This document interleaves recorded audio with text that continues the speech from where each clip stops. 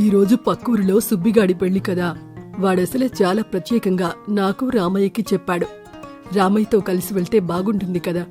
సరే, ఒకసారి రామయ్య దగ్గరికి వెళ్ళి వస్తాడో లేదో కనుక్కుంటే పోలే అనుకుని రామయ్య దగ్గరికి వెళ్తాడు శివయ్య.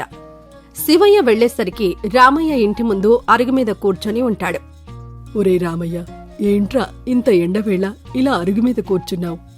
ఉదయం నుంచే లోపలికి వెళ్లడానికే చూస్తున్నాన్రా, కానీ వెళ్లాలన్నప్పుడల్లా బద్ధకం అడ్డొస్తుంది. అలాగని ఇక్కడే కూర్చున్నాను. ఇంత ఎండ కూడా నీ బద్ధకం మీద ప్రభావం చూపలేకపోయింది అంటే సాధారణ మానవ మాతృడికి నీ బద్ధకాన్ని తగ్గించడం సాధ్యపడదని అర్థమైంది. సరే కాని, మన స్నేహితుడు సుబ్బిగాడి పెళ్లి ఈరోజు. ఈ విషయం మర్చిపోయావా? నిజమే కదా.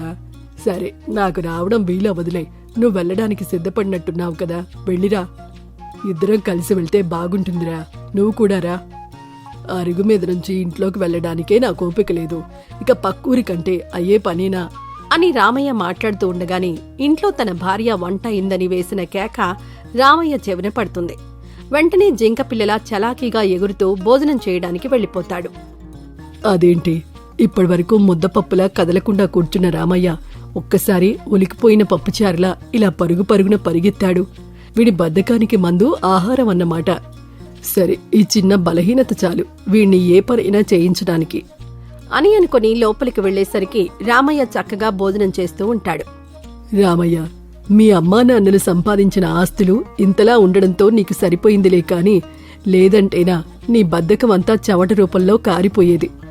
అన్నట్టు చెప్పడం మర్చిపోయాన్రా రామయ్య, మన సుబ్బిగాడి పెళ్లిలో 27 రకాల వంటలతో భోజనమంట. నువ్వెలాగో రానన్నావు కదా, నేనే ఎలాగోలా వెళ్తాన్లే. అలాగంటావేంట్రా? మన స్నేహితుడి పెళ్లికి మనం వెళ్ళకపోతే ఎలా చెప్పు? నేనొస్తున్నాను, పద. ఇదిగో శైలజ, సాయంత్రానికి ఏదైనా మిఠాయి చేయి చాలు. పెళ్లి దగ్గరే పుష్టిగా భోజనం చేసేసి వస్తాను అని చెప్పేసి శివయ్యతో కలిసి వెళ్లిపోతాడు రామయ్య. సుబ్బయ్య పెళ్లి చూసుకుని ఇంటికొచ్చిన తర్వాత రామయ్య భార్య శైలజ రామయ్యతో, ఏవండి, మన ఆవుకి కాస్త గడ్డి తీసుకునొస్తారా? ఆవుకు గడ్డి తీసుకురావాలా? ఆ తోటమాలికో ఎవరికో చెప్పొచ్చు కదా శైలజ. నేను తీసుకురావడం అంటే అది అయ్యే పనేనా? అసలే నేను ఎంత అలిసిపోయాను ఉదయం నుంచి. అవునండి, మర్చిపోయా. మీరు పెళ్లికి వెళ్లే ముందు మిఠాయి చేయమన్నారు కదా, అది చేయడం కుదరలేదు. ఇప్పుడు చేద్దామనుకుంటే ఈ గడ్డి కోసమని వెళ్ళాలి కదా, అదే ఎలా అని ఆలోచిస్తున్నాను. సరే, మనమంటే ఏదో ఒకటి తిన్నాం కదా, ఆ నోరులేని మూగజీవి పరిస్థితి కూడా చూడాలి కదా అని భర్త ఏదో మాట్లాడిస్తున్నా పట్టించుకోకుండా వెళ్లిపోతుంది. అలా కాస్త దూరం వెళ్లినట్టుగా చేసి మళ్లీ వెనక్కి తిరిగి వచ్చి కిటికీ సందు నుంచి భర్త చేసే పనులని గమనిస్తూ ఉంటుంది శైలజ. ఇప్పుడు ఈ శైలజ గడ్డి కోసం అని వెళ్ళింది, నాకేమో ఏదైనా తినాలని ఉంది, ఎలాగా అని అనుకుని తనంతటి తానుగా లేచి మిఠాయిలు చేసుకోవడం మొదలు పెడతాడు. అలా రామయ్య మిఠాయిలు చేసుకుంటున్నంతసేపు శైలజ చూస్తూనే ఉంటుంది.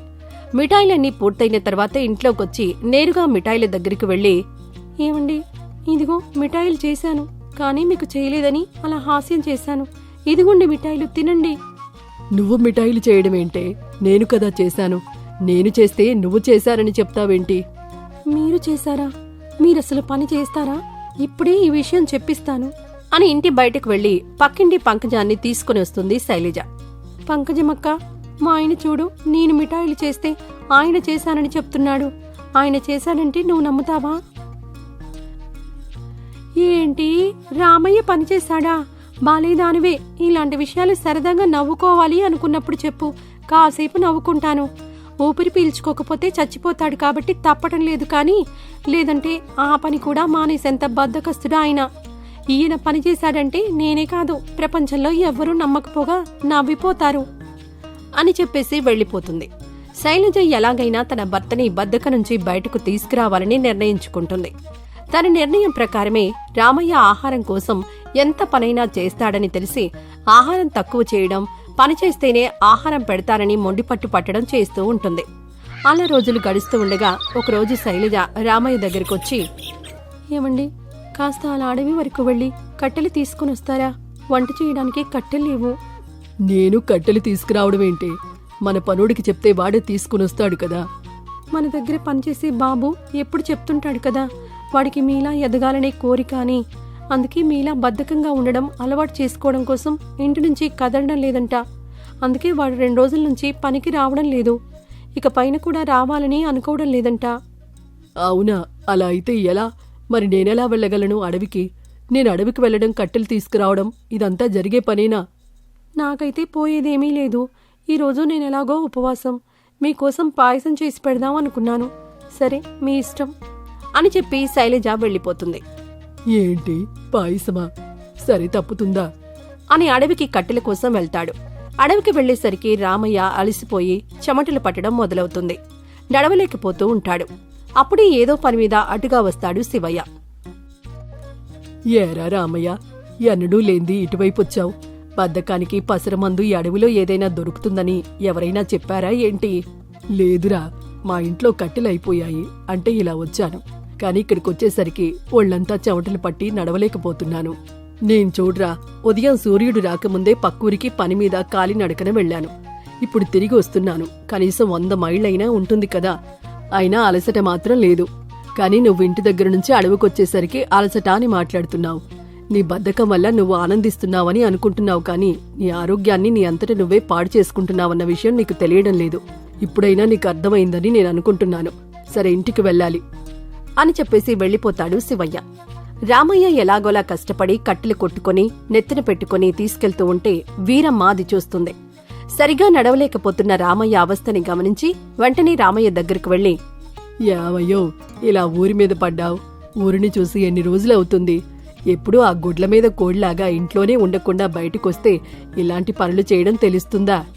ఇంకా కాసేపు ఇలా కట్టెలు మోసుకెళ్తే భూస్థాపితం అయిపోయేలా ఉన్నావు. ఇలాగివ్వు అని రామయ్య తలపై ఉన్న కట్టెల మోపుని తీసుకుంటుంది వీరమ్మ. అలా వాటిని తీసుకుని వెళ్లి ఇంటి దగ్గర పెట్టి వెళ్లిపోతుంది. శైలజ, ఎక్కడ ఉన్నావు? ఇలారా, ఇదిగో కట్టెలు తీసుకునొచ్చాను. త్వరగా తినడానికి ఏమైనా చేసి పెట్టు. ఆకలి దంచేస్తోంది. నేను కాసేపు విశ్రాంతి తీసుకుంటాను అని ఇంటి ముందు అరుగు మీదే నడుము వాలిస్తాడు. ఒక్కసారిగా పెద్దగా అరుపు వినిపించడంతో ఓపిక లేకపోయినా లేచి లోపలికి వెళ్లేసరికి శైలజ కూరగాయలు కోయబోయి చేయి కోసుకోవడం గమనిస్తాడు. అయ్యో శైలజ, కాస్త పసుపు పెట్టుకుని అలా కూర్చో. మీకు వంట చేద్దామని అనుకున్నానండి, కానీ ఇలా అవుతుంది అనుకోలేదు. సరే సరే, నేనే ఎలాగోలా చేస్తాను. ఈ తెగిన చేత్తో నువ్వెలా చేయగలవు చెప్పు అని కాస్త పసుపు పెట్టి శైలజని పక్కనికి కూర్చోబెట్టి తాను వంట చేయడం మొదలు పెడతాడు రామయ్య. వంట చేస్తూ ఉండగా ఎక్కడా లేని అలసటతో పాటు ఓపిక నశిస్తూ ఉంటుంది. ఈ ఒక్కరోజు కట్టెలు తీసుకునొచ్చి వంట చేసేవరకే నేనెలా అవుతున్నాను? అలాంటిది రోజూ ఇంటి పని, వంట పనులు చేయడమే కాకుండా నాకు సేవలు చేస్తూ ఎంత అలసిపోతుందో ఏమో. నేను చూస్తే కనీసం అడవికి వెళ్లి కట్టెలు కూడా తీసుకురాలేకపోతున్నాను. నాకు సహాయంగా ఒక మహిళ వచ్చింది అంటేనే నేను ఎలా అయిపోతున్నానోనని అర్థమవుతుంది. ఇక నుంచైనా ఈ బద్ధకాన్ని పక్కన పెట్టకపోతే నా జీవితాన్ని నేనే పాడు చేసుకున్న వాణ్ణవుతాను. రేపటినుంచి ఏదైనా పని చేసుకుని తీరుతాను అని నిర్ణయించుకుంటాడు రామయ్య. తర్వాత రోజు ఉదయాన్నే లేచి సంత దగ్గరికి వెళ్తాడు. అక్కడ శివయ్య కూరగాయలు అమ్ముతూ కనిపిస్తాడు. ఏంట్రా రామయ్య, ఈ మధ్య ఊరి మీద కనిపిస్తున్నావు? ఏంటి సంగతి? శివయ్య, నేనేదైనా పని చేయాలని అనుకుంటున్నాన్రా. నువ్వే నాకు సహాయం చేసి పెట్టాలి అని అనగానే ఆశ్చర్యపోవడం శివయ్య వంతవుతుంది. నోరేళ్లబెట్టి అలాగే నించుండిపోతాడు. నిజంరా, నేనే నిర్ణయం తీసుకున్నాను. నువ్వు సహాయం చేస్తావా లేదా చెప్పు. ఒక్క నిమిషం నన్ను కాస్త గిచ్చు. ఇది నిజమా కల అర్థం కావడం లేదు నాకు అనగానే రామయ్య గిచ్చిన తర్వాత నిజమే అనుకొని నిర్ధారించుకున్న తర్వాత రామయ్యని తీసుకుని ఇంటికి వెళ్తాడు శివయ్య. అమ్మా శైలజ, వీడేంటమ్మా ఏదో పని చేయాలని మాట్లాడుతున్నాడు?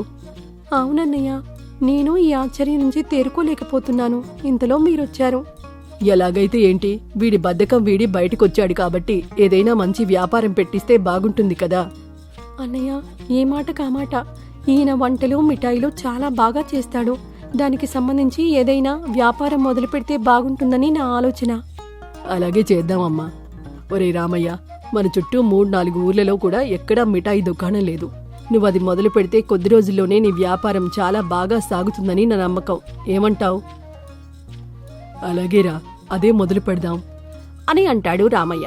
అనుకున్నదే తడవుగా చకచకా పనులు మొదలు పెడతారు ముగ్గురు. 2 రోజుల్లో మిఠాయి దుకాణం తెరుస్తారు. రామయ్య ఎంతో ఓపికగా మిఠాయిలు తయారు చేస్తూ ఉంటాడు. మొదట్లో కొద్ది రోజులు ప్రజలు రామయ్య దగ్గర మిఠాయిలు కొనడానికి సంశయించినా కొద్ది రోజుల్లో రామయ్య చేసే మిఠాయిల రుచికి అలవాటు పడిపోతారు. అలా రామయ్య చేసే మిఠాయిలను ఎంతో మెచ్చుకుంటూ ఉండడంతో రామయ్యకి ఒక పని చేయడంలో ఎవరైనా మెచ్చుకుంటే ఉండే ఆనందం అర్థమవుతుంది.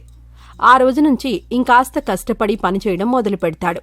భర్తలో వచ్చిన మార్పుని చూసి శైలజ ఎంతో సంతోషిస్తూ ఉంటుంది.